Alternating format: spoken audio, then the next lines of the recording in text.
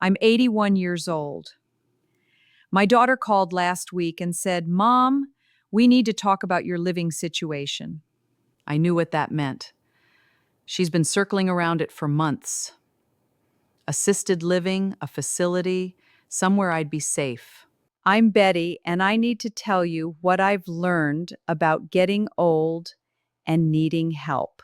Because the choices everyone talks about, moving in with family, hiring caregivers, going to a facility, they're not the only options. And sometimes they're not even the good options. If you're younger than me, you might be thinking about this for your parents. If you're my age, you're probably thinking about it for yourself. Either way, I've tried most of it, and I want to tell you what actually worked and what didn't. After Richard died, I lived alone for the first time in my life. 46 years of marriage, then suddenly just me.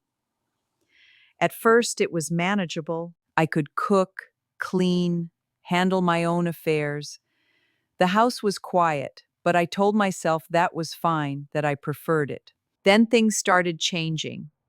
Small things at first. I'd get winded walking up from the basement. My hands would shake opening jars. I'd forget why I walked into a room. One morning, I slipped getting out of the shower, caught myself on the towel bar. Didn't fall, but it scared me. That night, I lay in bed thinking, what if next time I don't catch myself? What if I fall and no one finds me for days? So I called my daughter, asked if maybe I could come stay with her for a while, just until I felt steadier. She said yes immediately, said I should have asked sooner. Her husband was kind about it.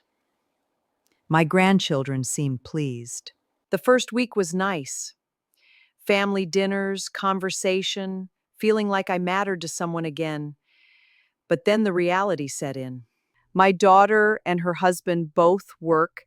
The grandchildren have school activities, friends. By the second week, I was alone in their house most days, just like I'd been alone in mine. Except now I was alone in someone else's space. The small friction started. "Mom, could you not use so much salt, your blood pressure?" "Mom, can you turn down the TV? The kids are doing homework." "Mom, we're going out Saturday. You'll be okay here, right?" They weren't being cruel. They were just living their lives, and I was in the way of it. One evening, I overheard my daughter on the phone with her sister. I know it's the right thing to do, but honestly, it's exhausting. I can't even go to the store without worrying about her. I wasn't supposed to hear that, but I did. And I realized living with family doesn't make you less lonely. Sometimes it makes the loneliness worse because you're surrounded by people and you still feel invisible. After 3 months, I told her I was going home. She worried I wouldn't be safe, but I insisted. I needed my own space, needed to stop feeling like a burden. Back home, I felt relief, but I also felt the weight of everything I couldn't do anymore. The stairs were getting harder. Cooking exhausted me. I'd drop things, forget things.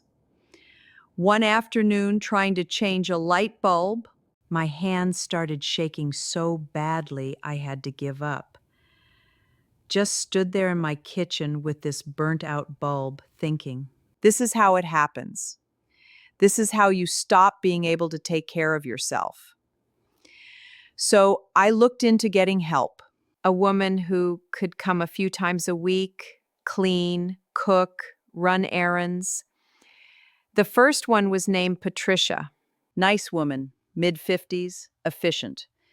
At first, it felt strange having a stranger in my house, touching my things, reorganizing my kitchen, but I adjusted and it helped for a while. Then the bills started coming. Even part-time help costs $3,000 a month. My Social Security covered maybe a third of that. I had savings, but watching that account drain month after month, I couldn't sustain it. And there were other problems, small things that added up. I liked doing dishes right after meals. Patricia preferred to let them sit. I liked my towels folded a certain way. She had her own system. Little differences. But they bothered me because it was my house, and suddenly I was adjusting to someone else's preferences in my own home. Then Patricia left. Family emergency, couldn't come back. So I had to start over with someone new. Different person, different habits, different everything. The third one lasted a month. The fourth, 2 weeks. Every time someone new walked through my door, I had to explain everything again, where things went, what I needed, how I liked things done. I was exhausted and still spending money I couldn't afford to spend. So I canceled the service. Now, I was out of options, or so I thought. My daughter found a place, assisted living facility about 20 minutes away, 3,000 a month, clean, good reputation, medical staff on site. She suggested I try it for a month. Just to see Mom, I agreed, mostly because I was tired of trying to figure it out alone. The day I moved in felt strange, like checking into a hotel, except I wasn't leaving. My room was small, clean, but impersonal. Nothing like home. The first few days weren't terrible. I met other residents. We played cards, had meals together. The food was decent. But by the end of the first week, I started feeling trapped. Wake up at 6:30, breakfast at 7:30, lunch at noon, dinner at 5. I've never eaten dinner at 5 har in my life. But that's when they served it. I like reading late at night.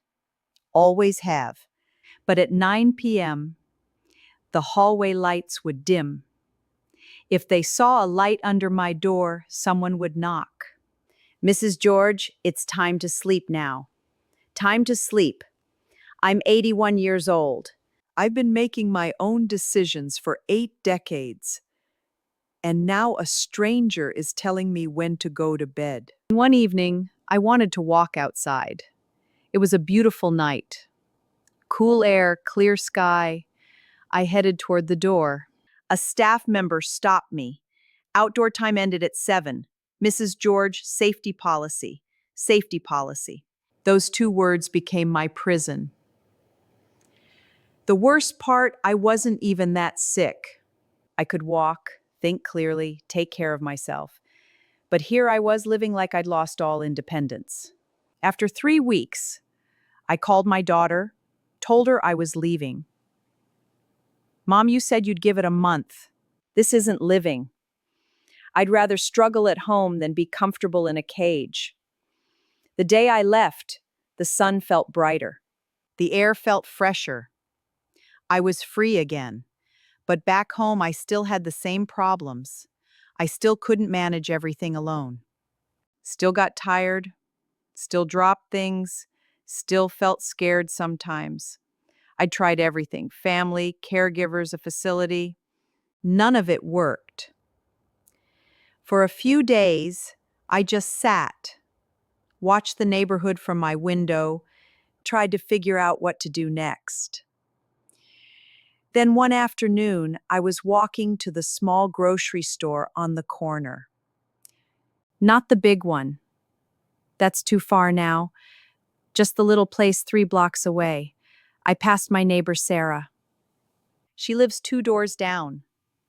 Young woman, maybe 40, always looks stressed. She was on her phone pacing. I can't leave work early again, Tom. My boss already said something last week. She hung up. Looked like she might cry. I knew her situation. Single mother, works full time. Her daughter's maybe 7 or 8. Without thinking much about it, I walked over. Excuse me, Sarah. Right. If you ever need someone to pick up your daughter from school, I walk past there every day anyway. She looked surprised. Oh, I couldn't ask you to do that. You're not asking, I'm offering. She hesitated. Then, are you sure? I'm sure. What's her name? Emma. 2nd grade. I'll be there at 3 tomorrow. That's how it started. The next day, I picked up Emma, walked her home. She chatted the whole way about her teacher, her friends, a project she was working on. When Sarah got home at 5, she knocked on my door with a plate of food. I made extra. Please take this. I tried to refuse. You don't need to do that. You're helping me. Let me help you. That became our routine. I picked up Emma every day.